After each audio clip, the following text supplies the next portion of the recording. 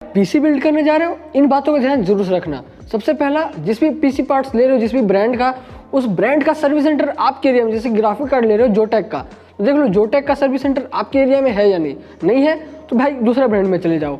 Gigabyte का देखो, gigabyte का सर्विस सेंटर आपके एरिया में है तो गीगाबाइट की तरफ से ले लो ग्राफिक कार्ड।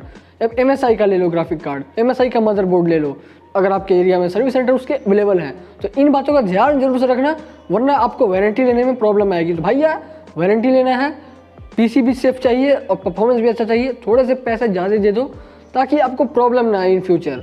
वीडियो अच्छी लगी तो लाइक कर देना और ऐसी नॉलेजेबल इंटरेस्टिंग वीडियो देखने के लिए चैनल को सब्सक्राइब कर देना। इंस्टाग्राम पर देख रहे हो तो फॉलो कर लेना।